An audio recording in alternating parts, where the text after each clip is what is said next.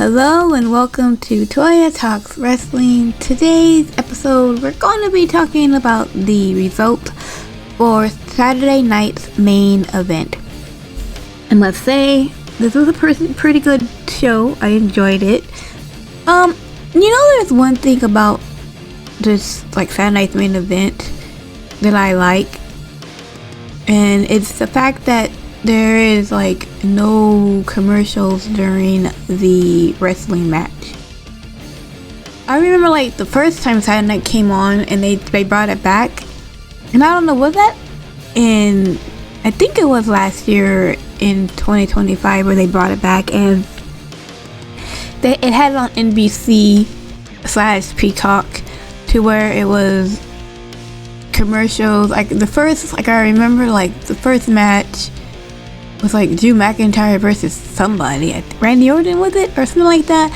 And they had it to where in the first 30 seconds of the match, they already went to a commercial, and it's oh man.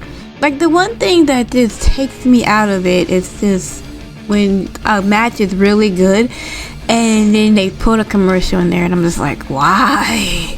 Why are you doing this? I get it. You need to put your commercials because you need to make money, the ads and blah, blah, blah. But it's oh my gosh. It's you make a fucking 15 minutes match seem like it was this 3 with all the commercials. But lately, seeing as they do not have it on NBC no more and it's directly just on Peacock, now they have it to where they do the whole match and then they do the ads and the commercials and stuff like that. Unless you have unless you're out of the country and you're watching it, or you have VPN or something, then you watch it on YouTube and it's just silence. It is dead silence. And I don't know what's worse, the silence or on Netflix when you have to hear that god awful music. I don't know. I'm not sure. But either or, I like that, and I wish SmackDown and Raw and I guess NXT would all be like that too, or they could just do the match and then do the commercials and then come back and do a match and then do the commercials, stuff like that. But they don't do that, unfortunately. But anyway, let's go ahead and talk about these matches on this show. So the first match, we had the 6-woman tag team match. Rhea Ripley, Charlotte Flair, and Alexa Bliss versus Jade Cargill, Michin, and B-Fab. This was actually a pretty decent match. I really enjoyed it. All ladies did quite well in this match. People sleep on Michin. Michin is actually an excellent freaking professional wrestler, and I think she needs to be getting that United States Championship right soon, because she's great. But either or, she's freaking wonderful. She did an amazing Styles Clash. I think it was on Alexa Bliss, or was it Charlotte? I can't remember. Maybe it was Rhea. I don't know who it was on, but it was on someone. It was amazing. Towards the end of the match, we had, I think, Rhea Ripley and Charlotte Flair. I think Rhea Ripley saved Charlotte from being pinned, and then they were about to shake hands, kicks Michin, and then they were about to hug or whatever, and here comes Alexa Bliss now, and now they're all hugging and they're all being lovey-dovey to each other and everything else, and everyone's on the same page and we're all friends again, and Jay's fuck all this shit, and fucking pretty much bombards all 3 of them, puts Rhea Ripley in a jaded 1, 2, 3, gets the pin. Like I said. Now you're thinking, well, this gonna have a match for Clash in Italy, and you are absolutely right. Only the fact that Rhea Ripley told Jade that she would see her in Italy for her rematch, so they already had made that announcement on Friday, so they were ahead of what I was thinking. But either or, I said that Jade was going to pin Rhea. That happened, so that should be some kind of a thing to where we might think that Rhea might lose to Jade at Clash in Italy. Talk about that next week because it's on Sunday, I believe. So we'll talk about that then. But yeah, it was a good match. It was a decent match. So backstage, can't remember who it was. Was it Ethan Page? Was it I don't know, but Ethan Page, we'll say Ethan Page, I'm not sure it was backstage. That interview with Ethan Page, and Ethan Page was telling whoever he was it Kathy Kelly, I believe, that she's lucky that she's in the presence of the future Intercontinental Champion, and that Penta's only holding the championship to give it to Ethan Page, and blah blah blah blah blah blah blah blah blah, and everything buzzed out like that. Anyways, next match we had Soruka versus Becky Lynch. Soruka came out first, and people were cheering and everything else like that. And Becky comes out. Well, first of all, she walked to Gorilla. She's walking to Gorilla. She's talking about how the greatest woman wrestler of all time. She ain't the only one who says this. Research Report says this. Sports Illustrated says this. Blah blah blah blah blah blah blah blah blah, and everything else. You're about to find out right now as she's going through Gorilla. They hit her music. Here she comes. She's coming out. And they immediately started going at it in the ring. Boom, boom, boom. The referee was Jessica Carr, because of course it was. And towards the end, because at one point Soruka was pretty much dominated in this match, and Soruka was about to go for the Soul Snatcher. As she was going for this, Becky Lynch, she recognized the move. She freaking pulls Jessica Carr in front of her. So now Jessica Carr is about to take the Soul Snatcher, and Soruka tried to stop herself, but I guess it's kind of hard to try to stop yourself when you're in the middle of doing the snatch. So she tried to slow herself down, and so she didn't get all of it, but she got it right.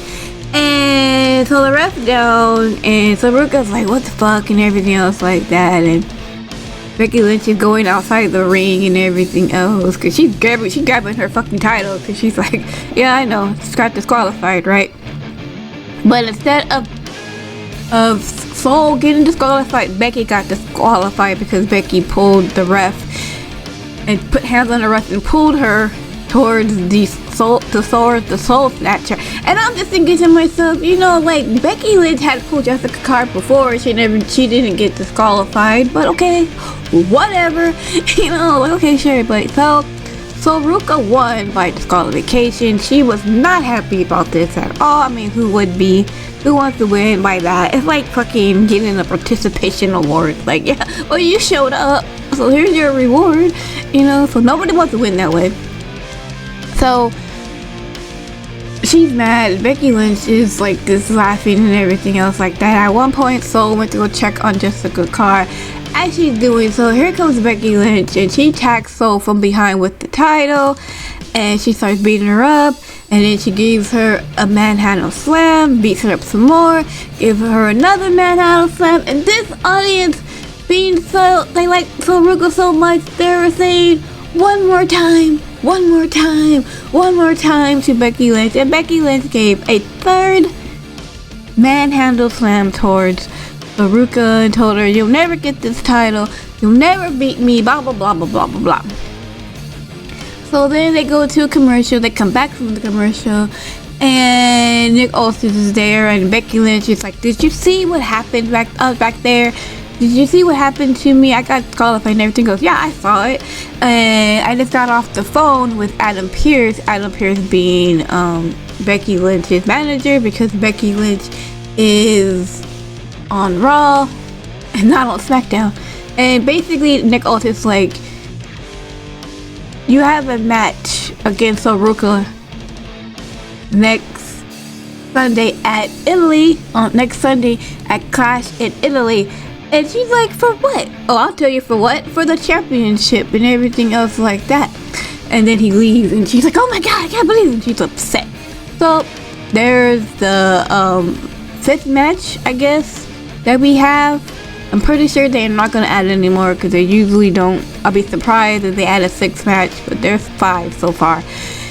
anyways, they interviewed Nia and Lash, basically saying that they took their titles, and the only reason why they got their titles because of the Fatal 4-Way rule. They didn't pin them and everything else like that. Blah blah blah blah blah. Whatever. So then we had, which I thought was probably going to be the main event, but it wasn't. It was Ethan Page versus Penta. Favorite match of the night. Match of the night. This match, if they had put this match on last, I would not be disappointed. It was one of my favorite matches. I freaking enjoyed this match. It was so freaking good. A lot of close calls, a lot of freaking reversals, a lot of just callbacks and everything else. Penta keeps his title, which like I said, either Ethan Page or Penta, I didn't have a problem with either or. I can probably see this, if done correctly and done right, this could probably be a match that could be on SummerSlam. Maybe night 1, night 2, I'm not sure, but it could definitely be on SummerSlam if done correctly. If done correctly and everything else like that. But I really enjoyed this match. This was fun. This was a great match. So the next match was the women's tag team match. And like I said, I don't care. I don't care. I try to pay attention to it for you guys, but honestly, I just don't care. It ended up with the Brie and Paige keeping their titles. At one point, I think towards the end, I don't know if it was Brie that was helping Paige by holding her butt toward, I don't know, but anyways, it doesn't matter. They ended up winning and stuff like that. So I don't know where this is going.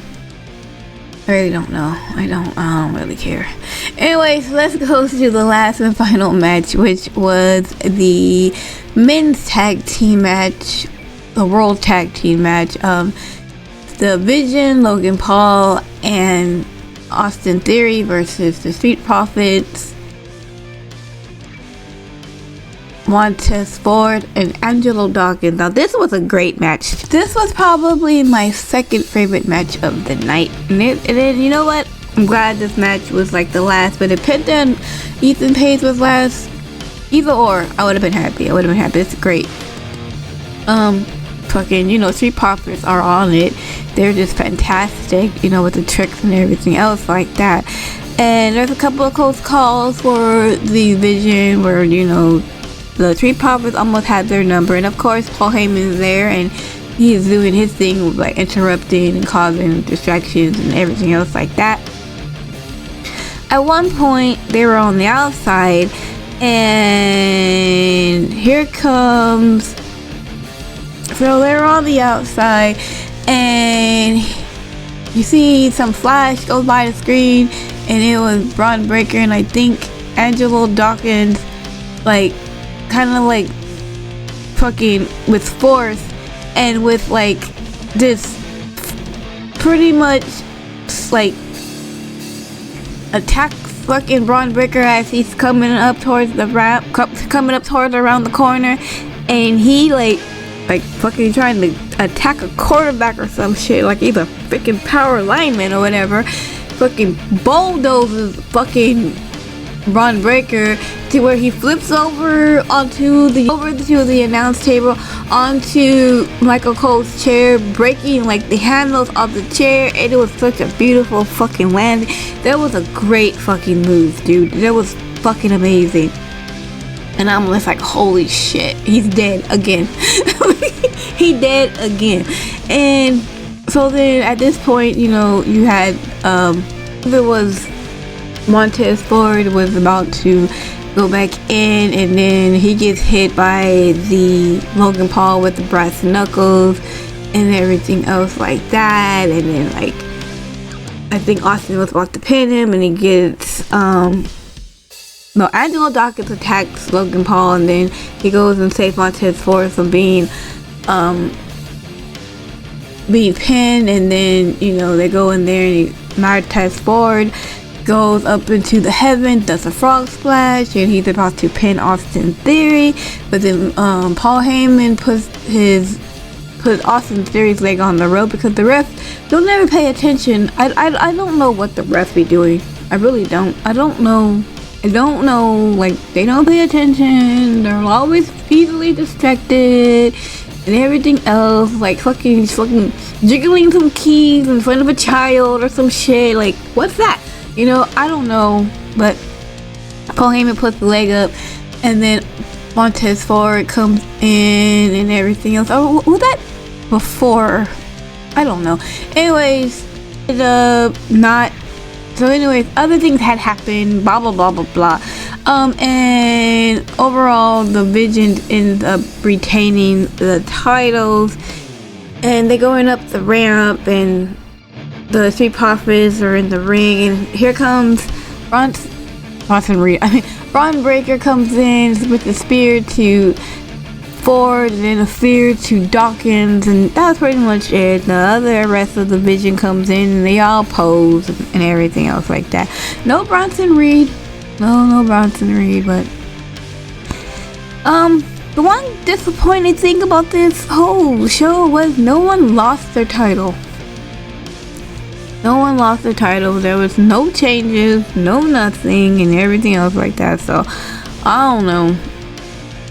Maybe we'll get a 6-man tag on Raw with the Street Profits and Seth versus Braun Breaker and the rest of the Vision. I don't know, because I don't think we're gonna get in that clash. I think it's only gonna be 5 matches. But that was pretty much it. It was a cool show. Like I said, Penta and the tag team matches were my 2 favorite matches. We got a couple of more matches for Clash. Talk about that next week. But other than that, it was okay. It was great. It was an okay show. Anyways, it is like 3 o'clock in the morning where I'm at. So maybe I think probably should go to bed. But thank you so much for watching this video. Make sure you like the video if you enjoyed it. If not, well, screw you. Anyways, thanks so much. Have a great day. Hope to see you in my next video. Okay, bye.